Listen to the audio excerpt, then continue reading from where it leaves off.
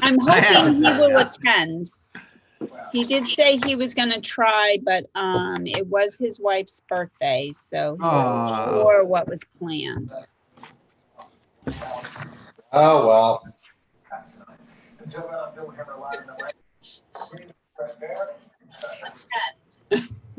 did say he was gonna try, but it was his wife's birthday, so he wasn't sure what was planned. Oh, well.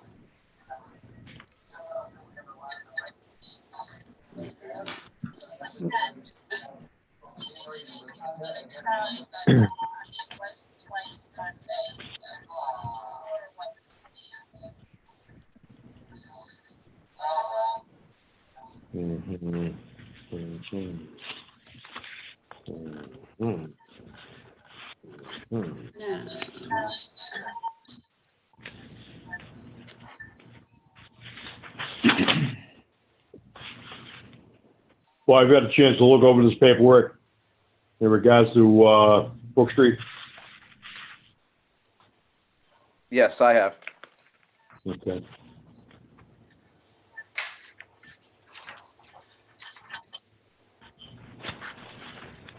Well, I've had a chance to look over this paperwork in regards to Brook Street. Yes, I have.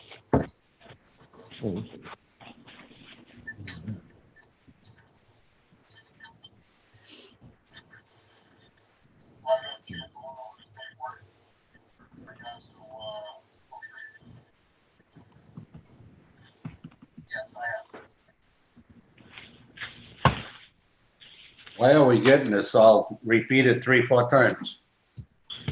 Well, because I'm on live, I just put it on live, so I'm getting ready for us to open up the meeting. So that's why you're getting a 3-second delay. You should be all set now, though.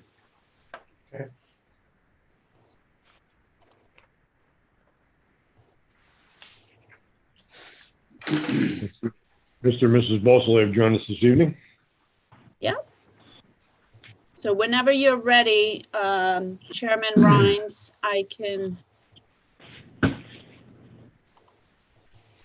we are now recording and live, and you are ready to start. And let me just add Woody, who is joining us now. Oh.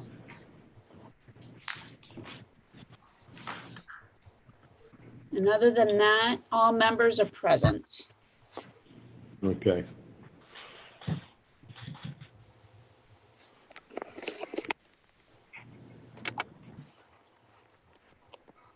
Good to go. Good to go. Good evening, ladies and gentlemen. This meeting is the Town of Dayton Planning Board regular meeting / public hearing held remotely on Wednesday, January 6, 2021 at 6 p.m. Due to the increasing concern surrounding the COVID-19 pandemic, this meeting / public hearing will be held remotely with no physical meeting location. Those seeking to provide public input should do so using the methods listed below. Video and audio of the meeting will be aired on Comcast Local TV 9 at a later date. A live recording of the meeting will be available on the Town of Dayton YouTube channel, which can be accessed using this link, excuse me, www.youtube.com/Town of Dayton Planning and Land Use. Public input may be provided using the following methods. Contact our office at keasterday@dayton-mass.gov. Use the email subject line regular meeting, January 6, 2021, public input, and include your name and address for the record. Again, that email address is keasterday@dayton-mass.gov. Or you can call 508-669-6431 extension 114 during the meeting and leave a voicemail if necessary. I'm going to call the meeting to order at 6:04 p.m. and everyone please join me in the Pledge of Allegiance. I pledge allegiance to the flag of the United States of America and to the republic for which it stands, one nation, under God, indivisible, with liberty and justice for all. Thank you. Members, I'm going to move on to agenda item number 3, and that's to confirm the next meeting date of January 20 of 2021. I will make a motion to have the next meeting on January 20th of 2021. Second. Motion been made, right? Motion made and seconded. Any further discussion on the next meeting date of January 20th of 2021? Hearing none, let's vote by roll. Vice Chairman Bona. Aye. Mr. Figurito. Aye. Mr. Woods. Aye. Mr. Rhines. Aye. Thank you, gentlemen. I'm going to move on to agenda item number 4B, and that's to review, discuss, and act on the site plan review modification request for Brook Street Solar, 0 Brook Street, map 16, lot 28. I've had an opportunity to look this over extensively, and I do have some questions, and I believe that Mr. Ferry may be joining us in the meeting, our highway superintendent. Mr. Boner, I'm going to open this up to you if you have any comments. My comment is with the culvert. The culvert appears to sit on, is it Audrey Lane? Is that the name of the? That's correct. Is it Audrey Lane? Okay. My concern is, since it sits on a private roadway, is who's going to maintain and take care of it? Is that the responsibility of the town? Is that the responsibility of the owner of the solar farm, or who? That's my biggest concern.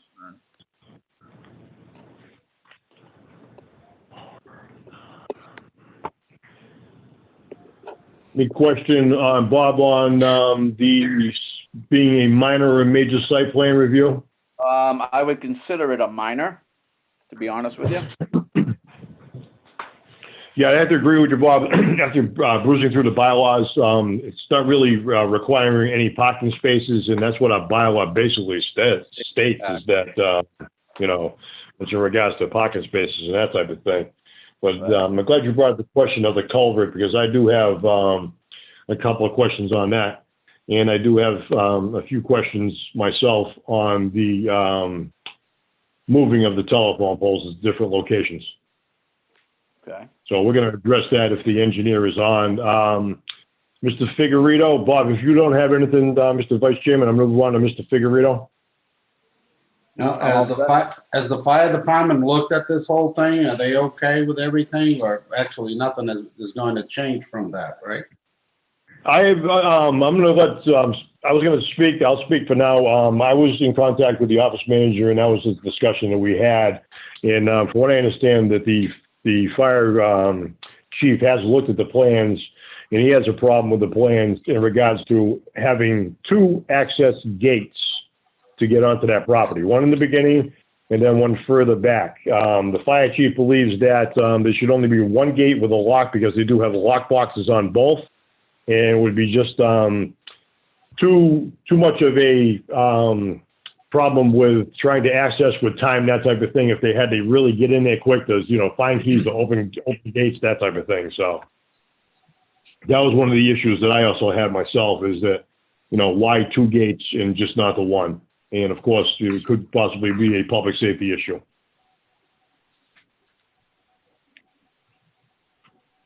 The other question I would have is, and I'm not sure if we already approved this, is there is only an entrance to go in and a turnaround in the back, but there's nothing going on to the opposite side of this whole these arrays.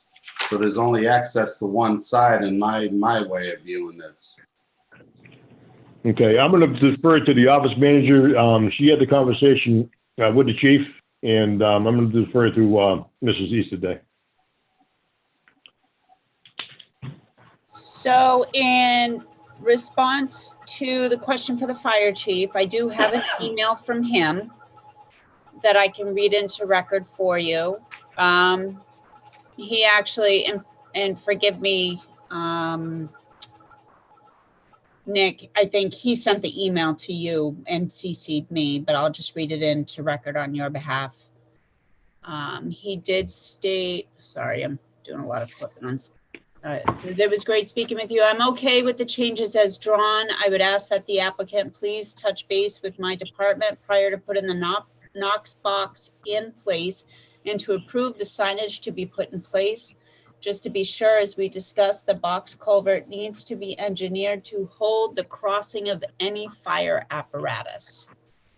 So that was the comment that the fire chief had submitted. And then, I'm sorry, Member Figueredo, what was the other part that you had mentioned? My question is, I don't see a roadway per se of, on only on one side, I see it in part of the back for the fire apparatus to get in and out.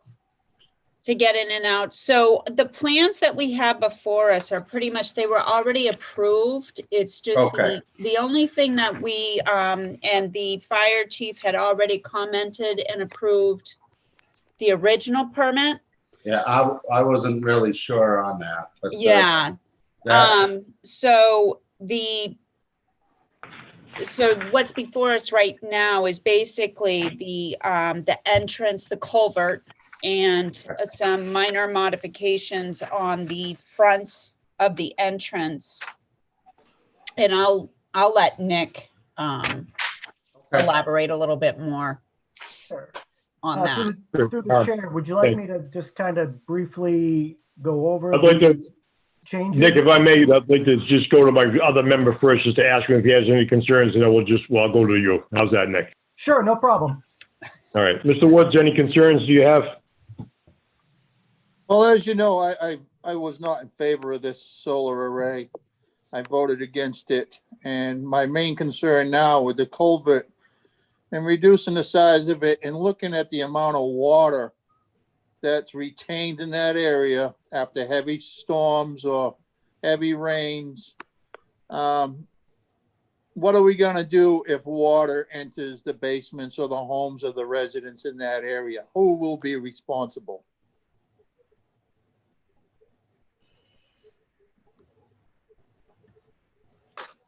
That's my concern. I'm here for the residents of the town of Dayton.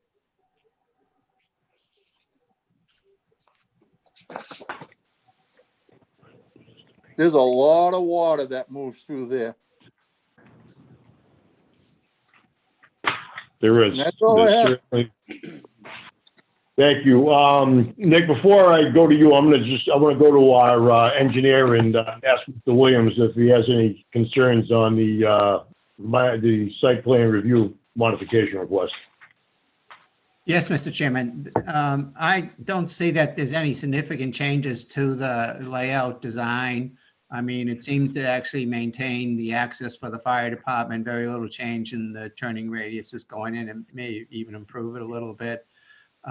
Shortening the culvert will ensure that, it can get to, quickly and no, less chance of any problems with it. I think that and from the hydrology, that's not going to have any impacts on where the water is going from what the original design was.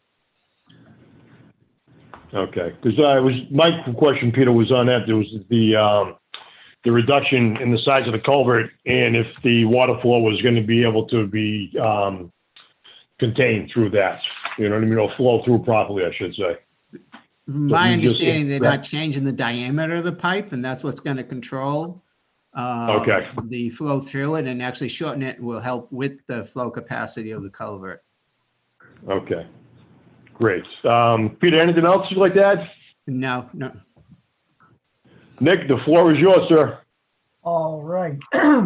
So just to kind of introduce myself, my name's Nick Fasandola from a Level Design Group. We're working with the developer and of the site, who is the primary company's Grasshopper Energy, and they have purchased the development rights from TJA Solar, who was the original proponent of this project.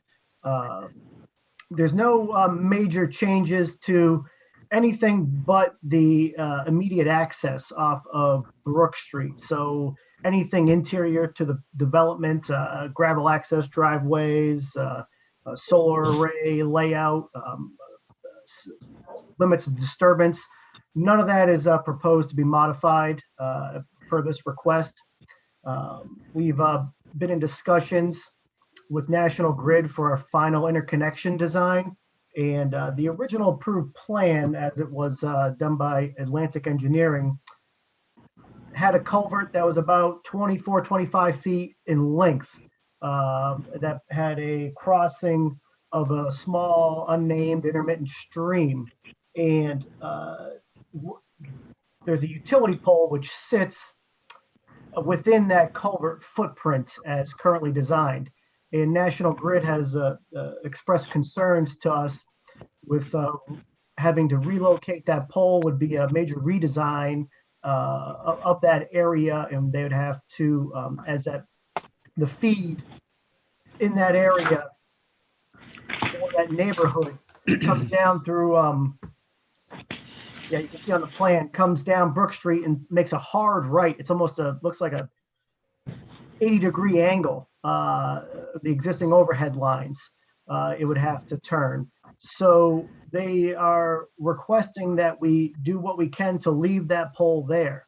So reducing the length of the culvert to an 18-foot wide length will allow us to keep the pole in place. It will need to be re-guyed with possibly an additional pole set to the on the property, but the wires won't have to be totally redone in that area.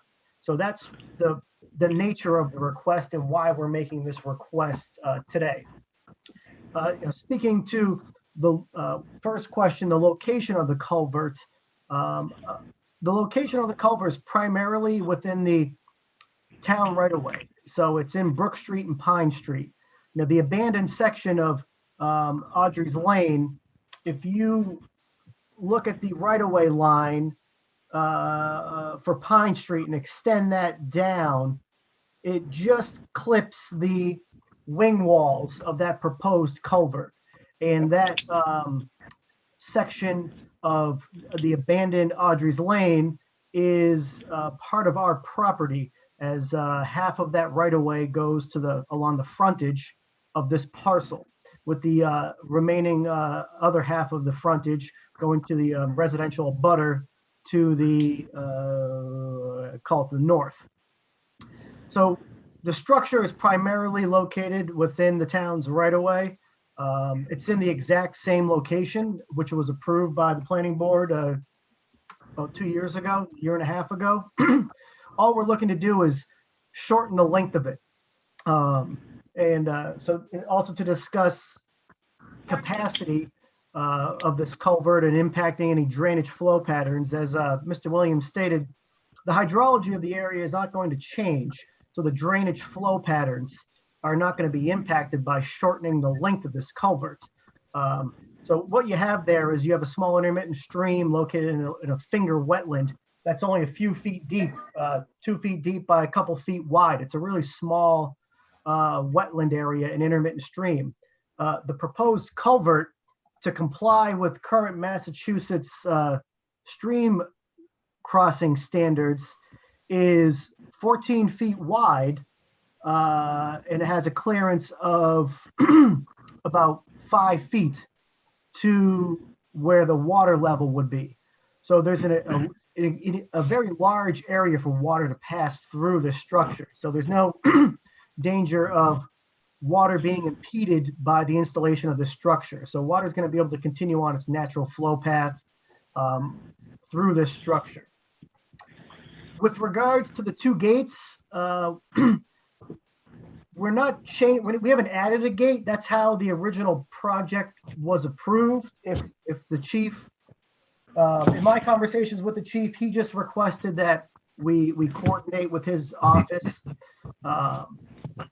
prior to installing any Knox boxes or signage during construction, and we can hammer out those details at that point.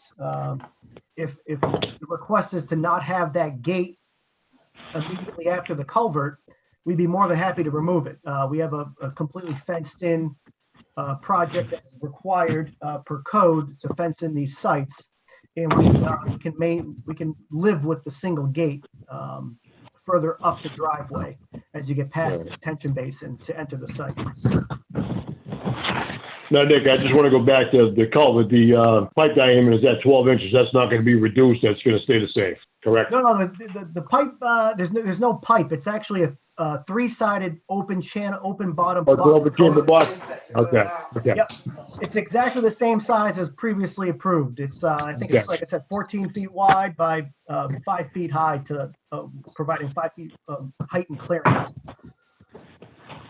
All right, great, Nick. That's what I thought. I just, I've been in the construction business for so many years. I had to relook at the plans to see that that wasn't fully enclosed. It was, so, okay. So, Mr. Williams, do you have any questions of their engineer?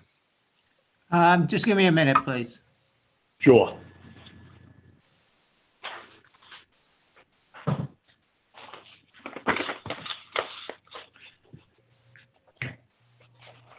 And just so the board's aware, we are in the permitting process with the Stormwater Committee. So we met with them a few weeks back and have a second meeting on January 13th. We're gonna have a site walk and hopefully close everything out with the Stormwater Committee. They were looking for comment from the fire chief with regards to the reduced width in the driveway. And they were going to coordinate with legal to see if there was an easement required for this culvert structure, which I haven't heard anything back from Highway Department or anybody from the Stormwater Committee. So I don't know if they're still working on that. But if there is some sort of excuse me, easement or license required to maintain this structure, we will apply for all applicable easements and or permits that are needed.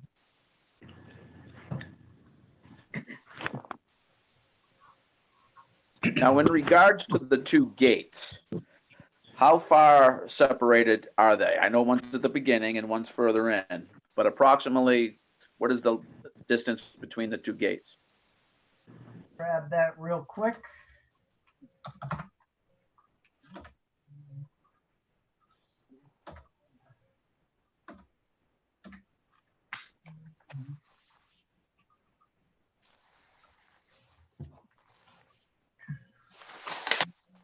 We have 180 feet. Thank you.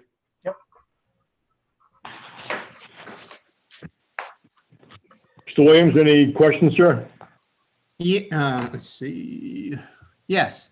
I guess the question might be, is there going to be consideration for providing any scour protection around the pole since it will be downstream of the culvert? For which poles? For the pole that's to remain. I mean, it's an existing condition and we're not modifying the channel per se. The way the Okay. culvert's going to be installed is concrete footings are going to be installed outside of the footprint of the channel. And the three-sided culvert will sit on top of those Okay. footings. All right. So But this- if there is a concern with regards to degradation of the area around that pole from, seems like there's excessive flows in this area, we wouldn't be opposed to adding some type of, armor protection like riprap or anything of Yeah. that nature. We would have to run that by Conservation Commission because the pole actually sits in the middle of the wetland in Okay. that area. So Okay. I don't know what their position would be on that. We're not opposed to adding any protection in that area, but we'd have Okay, to. then I think this actually, I guess, maybe steps into my second question I'm trying to remember, I can't remember all the documents, but is the culvert part of your stormwater system and will be maintained by you? I don't know if that's included in your stormwater management plan. The culvert, I mean, as far as the maintenance goes, it can be maintained by us. That's one of the questions that was being asked by the Stormwater Committee. You know, it's in the town right away. So who does the maintenance fall on? If the board would like to add a condition to our existing permit that we maintain the culvert in perpetuity, we have no issue with that. You know, and we would coordinate with the highway department and use licensed contractors that are approved in the town of Dayton. Maybe the board needs input from the Stormwater Committee and the Highway Department on that one. Agreed. Correct.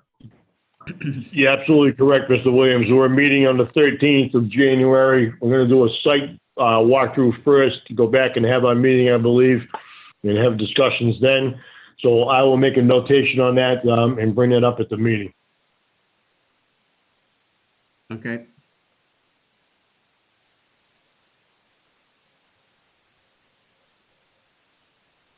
Mr. Ferry, the highway superintendent, is in the meeting right now if you want to have him participate. Mr. Ferry, good evening, sir. How are you? I'm fine. Good evening, everyone. I think you guys are hitting all the points that I had of interest, and I'm also a member of the Stormwater Committee. Because of the snow that we had on ground, we missed the walkthrough we were supposed to have, and I believe we're going to be doing that in the follow-up on the 13th. And so it sounds like the discussions are going in the right directions. Everyone's on the same page. The clarification on the ownership or the maintenance of the culvert is one of the larger concerns. I believe the hydrology is fine. Mr. Williams hit on that, and I believe Todd Pillen's also double checking on that on both the basin and that culvert. I think I can't speak for the committee, but I think they may be inclined to go that direction you just suggested, Nick, laterally on perpetuity of maintaining and, you know, the maintenance of that. So it's clear and something's in writing, because it's kind of muddies water about it sitting in that right of way of, you know, where it is and licensing and permittings and whatnot. And it's basically your driveway. That's the way I see it. And I think that's the direction it should be going. So some type of instrument to have the it maintained in perpetuity. And the applicant is perfectly fine with that. I think a condition from the Stormwater Committee would kind of get that Right. in writing and on the record, and run with the property and the project for the duration. And the applicant, they understand that it's their driveway, their structure. It happens to be in the town right away, and they understand that they would be doing any repairs, any cleaning of any debris that would possibly clog the structure. Like we said before, it's a huge opening for the channel that it's bridging. So, I mean, large animals can walk through this thing, and that's why it's been designed as such to comply with the stream crossing standards and the openness standards to provide access through the structure. You know, it's designed to the same standard as you would a bridge, essentially, or a roadway crossing that would be used to cross a channel. So, you know, we don't see any major issues. If there's a big storm and a tree comes down right in front of it, obviously, it would be the responsibility of the applicant to take care of that, and we expect to do so. And we have no issues with any conditions stating that. As far as snow plowing, you guys don't snow plow unless you need maintenance, right? It's usually a snow activity and snow removal, right? Correct. They'll go through, if it's a big storm, they'll go through and plow the site. It's not, you know, they may not be out there that night of the storm or the day after per se, but they'll get out there within a couple days to clear the access driveways, because they are required to maintain the access of the driveway for emergency vehicles. And you know, they do their routine inspections of the site. They'll have a maintenance contractor coming through there. So Right. So it's we just gotta, both our department and that snow removal company just cannot stockpile snow on the upstream side of that culvert. Outside of that, because of the dynamics of that intersection, that culvert will probably help with any type of ice damming. Definitely. We'll make sure to notify the maintenance company, and it's also within the 100-foot buffer zone. So I don't think the Conservation Commission is going to allow any plowing of snow into the channel or into the buffer zone. So we'll make sure that snow is pushed. We have that 180-foot long driveway, and there's plenty of room left and right to push snow to as you're plowing that driveway. So we can designate some areas for snow storage. Thank you. Mr. Ferry, any other questions, sir? Not at this time. I'm going to go back through the board one more time and see if anybody has any follow-ups of their engineer. Then I'm going to open up for public input. Vice Chairman Bono, I'm all set, sir. Thank you. Mr. Figurito, I'm good, thank you. Mr. Woods,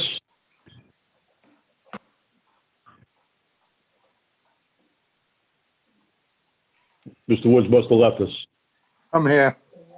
Okay. I'm not paying attention. Any other questions?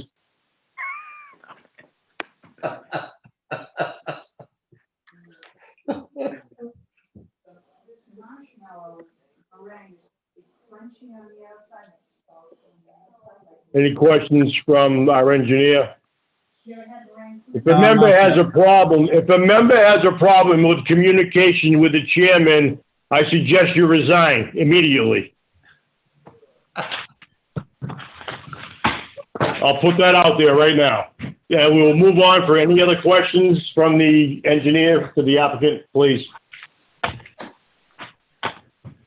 No, I'm all set. I'm going to open up to public input. The Beausoleils with us this evening? Yes.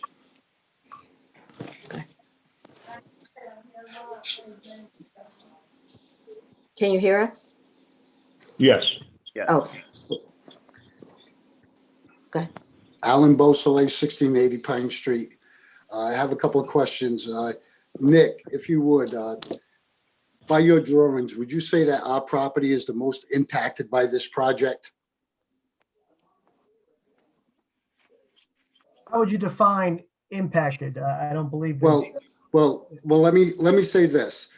Your entrance is going to be at the corner of our property, correct? Your construction road is going to run the length of our property, correct? We're at the corner. We're right Correct. No, I alongside. understand. Yep. We're right alongside Audrey Lane. Yes. Okay, so would you say we're the most impacted by your project? As far as proximity, yes. Compared to the other residents, right? Correct. Yes. Okay. Now, you know the amount of water that they're talking about, what Mr. Wood referred to. In a recent URI study completed in September, any building residence located within a mile of a solar field, And where it says you get closer. within a mile, loses 7% of its value.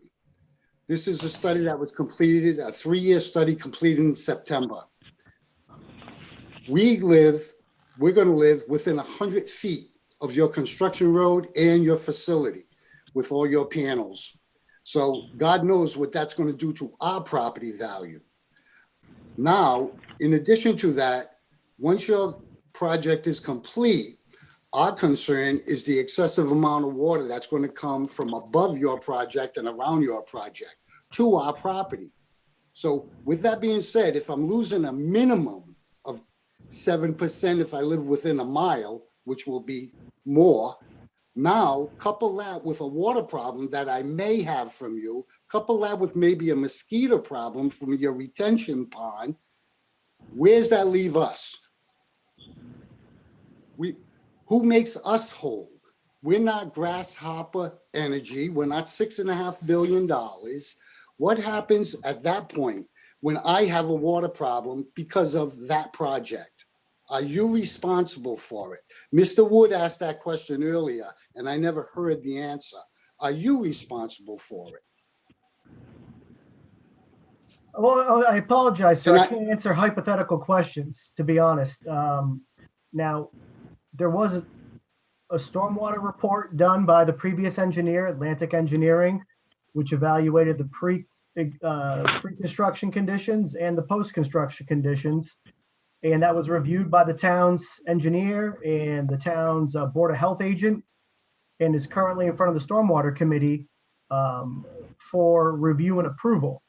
You know, based on the calculations that were provided in accordance with Massachusetts stormwater policy, there should be no additional runoff going towards your property. Now, I can say from what I've been told about this area, you know, a lot of water does run down that former right-of-way between your property and the solar site property. That area is not being impacted. We can't change the amount of water that comes north, that comes down that hill through that's going to run through that wetland. That water is always going to remain there. We can't lessen that amount of water. We don't have the ability to stop that water within the right-of-way or coming from higher above us in elevation as it runs down and will eventually go through the culvert. The stormwater management system will treat and detain water from our site before exiting the site, and will not increase post-development peak flows, which is the requirement of the stormwater policy. And that's all I can tell you. I can't say that, I can't speak to property values, that I'm not an appraiser. I haven't read the study you're referring to. I do understand your concerns about being so close to the development. And I mean, those are items that were likely discussed during the initial permitting of this project for the special permit. Well, You know, tonight, we're here to request a minor modification of the driveway. And we're not here to you know, rediscuss the approved project. We're here to discuss the driveway modification to accommodate the request from National Grid to leave a pole in place to not impact the electrical system for the area. Well, allow me to disagree with that, Nick, because you are talking about the stormwater and the water runoff in the culvert, which that has an immediate effect and impact on me. If that water doesn't get away from here, I have a problem. So I'm not bringing up anything new. I'm bringing up what you're talking about, Nick. No, I understand, sir. Through the chair, I understand. And as we stated, we're not reducing the size of the culvert, and you know, the culvert size provided will more than handle any type of flow which comes down Audrey's Lane, or the former Audrey's Lane within in that corridor. All right. I also have a question about the proposed other telephone poles. Where are they going? Those poles will be installed by National Grid, and they will either be on the left side or the right side of the driveway. Currently, we have requested National Grid to place their interconnection poles on the, if you're looking at the project plan, it would be, let me just pull it up real quick. South side. They would be, sorry. They'd be, if you're looking at the page of the plan that was provided, they'd be on the lower side of the driveway, the south side of the driveway. Correct. There'll be 4 poles, and those are poles that are owned by National Grid that have disconnect equipment and other pole-mounted equipment needed to connect the solar field to the approved interconnection location. So this is the approved plan. If you see, the poles are on the left side, and that's because. Could you point to them? Because I can't see them. I'm sorry. No problem. Nope. Correct. A little bit further down. So there's 4 poles to the. See those? Yeah, those right there. That's one utility pole. Yep. Correct. So We're here. we're asking to put those on the other side of the driveway because we're shrinking the footprint of the driveway. And the pole they're going to connect to is now on the right side of the culvert. So it only makes more sense to put them on that side. So they'll be further away from your property in essence, and they'll be in line with the existing utility pole right there. That's where they'll make their final connection. Right, that's what I thought. Okay, One more question. You have another one? oh, go ahead. Nick, once this project is permitted and you start, what's the anticipation of the length of time for completion? Construction should be, as long as there's no issues, they want to have everything done within 6 months, and that's full project. You know, the site clearing and the earthwork, well, you'll probably have the most disturbance as an abutter. You'll hear, you know, tree cutting equipment during business hours and excavators and things of that nature. That should only be about a 2 to 3 month process. The cutting should be about 3 to 4 weeks. Then they'll pull the stumps within the project area, and then they'll grade and install the detention basins and the roadway. Other than that, it'll just be a small crew installing the racking, and those are they're hydraulically driven screws. Right, by TerraSmart. Yep. TerraSmart will be putting the screws in, and then another crew will come in and install the racking. And then the last thing to go in is going to be the equipment pads and the ground mounted equipment. So they're going to have a battery storage and transformers, and that's more located. It's more in the center of the site, so you won't be looking at the battery storage and equipment pads. They'll be concealed by the panels. And when would the Well, landscaping oh, the battery storage, that's in the middle. in the right? center? Yes. Oh, yeah, okay. When would the landscaping be complete? I can't say for sure. I'd have to double check the approvals. Was there a condition that the landscaping went in ahead of time? We can. Well, I certainly- believe this was all supposed to be contingent that you couldn't see it from the road. I can't speak to that. I wasn't part of the original permitting, but I can convey to the applicant to install the screening as soon as possible. You know, obviously we can't install plantings in the winter time. So I would say likely if they were granted the this minor modification and received their stormwater permit within the next week or two, and started construction shortly thereafter, we could probably have the landscaping in early spring, which would make sense after the winter, to ensure the survival of the plants. What are you going to say now? Okay.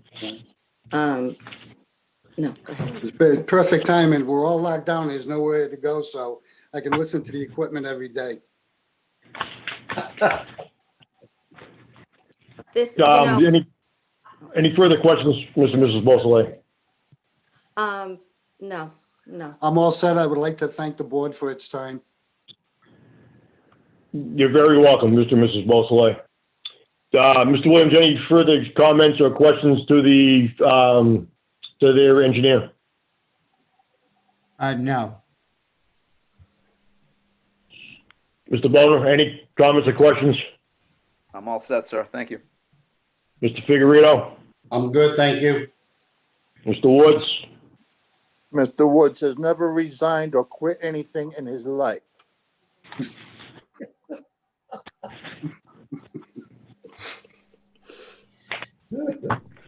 With that, we're going to take a vote. I'm going to entertain a motion. I'm sorry, Mr. Chairman. We have Yes. 2 additional people from Oh, the sorry. public. I just want to make sure they don't want to add anything. There's a Mr. R. Sure. Soares and a Miss Ahmed Hafez. I just want to make sure they don't want to add any public input before we. Are they with us this evening? They're on with us right now. They're both muted. I just want to make sure.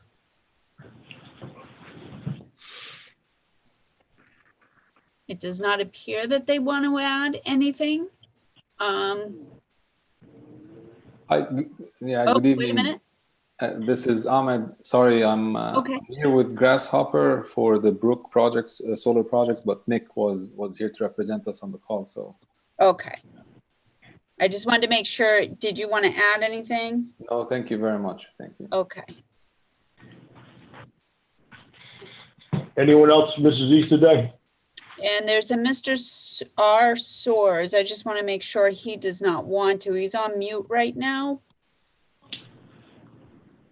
Mr. Soares, if you want to comment, you have to press *6 on your phone or the unmute button on your computer. Yeah, thank you. I'm all set. Thanks. Thank you. Thank you. Okay, I think we are Gentlemen, all set. I have no oh. further emails or phone calls for public input. Thank you, Mrs. Easterday. With that, gentlemen, if there's no other further questions or discussion on the topic, I'm going to entertain a motion to approve the site plan review modification request for Brook Street Solar, 0 Brook Street, map 16, lot 28. I'll make Forgive that me, do we motion. want to make sure that we want to make a motion that it's a minor modification first? Correct. So that would be site plan review minor modification request for the Brook Street Solar Project, 0 Brook Street, map 16, lot 28. So So I will move. make a motion to approve this as a minor modification to a site plan. Second. Is there a second? Motion is made and seconded by Mr. Figueredo. Any further discussion on the topic? I have one Mrs. discussion, Easterday? sorry. Yes. I'm sorry. In a previous discussion, you gentlemen had noted that you wanted to add the condition for the perpetuity of maintenance of the Maintenance of the culvert. under the stormwater committee. So if you wanted to put some language in that condition. Yes, I think we could probably put that as a separate vote, Mrs. Easterday. So I think we're going to go with, yes, before we do approve the minor modification request, I'm going to entertain a motion to have the stormwater committee to look into this, to have the culvert be maintained in perpetuity by the applicant. I will make that in form of a motion. Second. Motion made and seconded. Any further discussion on the topic? Hearing none, let's vote by roll.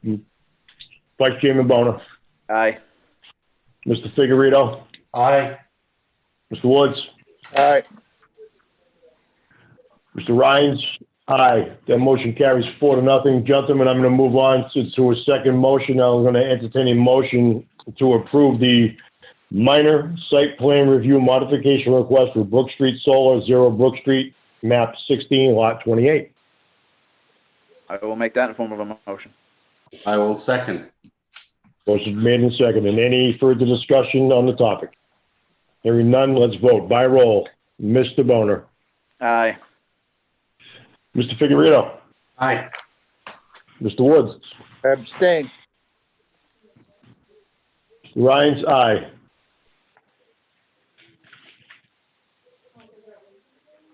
Gentlemen, we're going to move on to agenda item number 5, and that's to Mr. Williams. If I believe we're all set with Mr. Williams, Mrs. Easterday.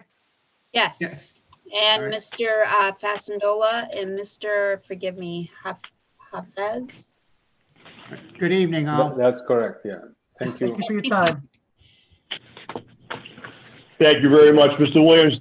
Okay, Nice to see you as always, sir. Enjoy your evening. thank you. Thank you. Have a great evening. Have a good evening. So members, I'm going to move on to agenda item number 5, which is to approve the meeting minutes of December 16th of 2020. I'll make that To motion. approve. Motion been made and seconded. Any further discussion on the meeting minutes? Hearing none, let's vote. All in favor, I'm sorry, by roll. Vice Chairman Boner. Aye. Mr. Figueredo. Aye. Mr. Woods. Aye. Mr. Rhines, aye. Looking through the packet very quickly here, there was some correspondence, gentlemen. I know that you received it. I want to read this into the record, and this is from the Town of Dayton Zoning Board of Appeals, 979 Somerset Avenue, Dayton, Mass. 02715. And this is a notice of comprehensive permit granted. Notice is hereby given that the following comprehensive permit has been granted. The applicant is Strawberry Fields Estates LLC. The ZBA case number was 03-19. The address is 766 Somerset Avenue, North Dayton, Massachusetts, 02764. Land affected is approximately 125.4 acres to the west of Somerset Avenue. And it's on the assessors map 9, block 14, lot 0, map 9, block 12, lot 1, map 9, block 11, lot 0. And the nature of the permit is to allow the construction of 116 housing units and associated infrastructure for a subdivision pursuant to the Massachusetts General Laws, Chapter 40B, which consists of 52 single-family homes, 38 condominium-style townhouses, and 26 cottage-style homes. Any person aggrieved by this decision may appeal it with the Superior Court within 20 days after it is filed with the town clerk. This decision on the Dayton Zoning Board of Appeals was filed with the town clerk, Dayton Town Offices, 979 Somerset Avenue, Dayton, Massachusetts, on December 9th of 2020. And that's signed by Jonathan Gray, Office Manager, Town of Dayton Zoning Board of Appeals. And he can be reached at jgray@dayton-mass.gov or telephone number 508-669-6431, extension 119. This was received by the Planning Board on January 4th of 2021. Now, gentlemen, there was another piece of correspondence that I had our office manager put together. And I know that many of you know about the recent passing of Selectman Goulart's husband, John. They were married for, I'm just going to guesstimate, 55, 60 years. And I had Mrs. Easterday, our office manager, type up a letter from the board, sending our condolences out to Mrs. Goulart and her son, John.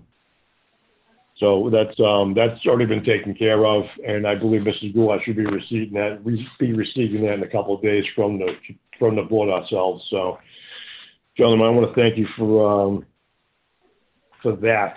Mrs. Goulart's a good person. We know her very well, and it's going to be a tough time in her life right now. So if any of us are going to be around her and have contact with her, I'm sure you'll be as nice as we can. So.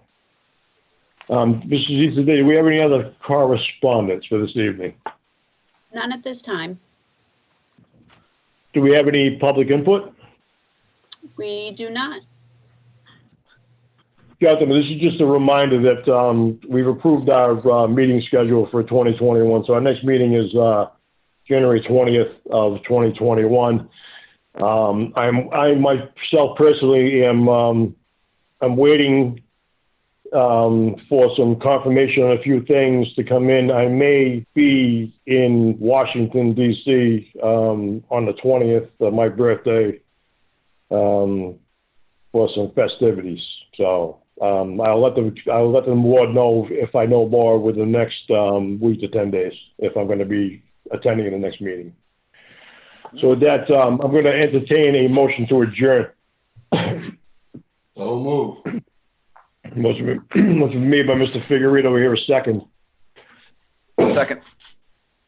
Motion made and second. Any further discussion on adjournments? Hearing none, let's vote by roll. Mr. Boner. Aye. Mr. Figueredo. Aye. Mr. Woods. He's gone. Disappeared. Okay. Mr. Ryan's aye. Gentlemen, again, that'll be January 20th at 6 p.m. And be sure to be in contact with our office manager, and she'll have our package ready for our next meeting prior to that next meeting. Certainly So will. thank you. Cable, with that being said, we've adjourned. I want to thank everyone this evening for attending our meeting, and may you stay safe and be well. You as well. You too, Tim. Take care. You too, Tim. Thank you, Cable.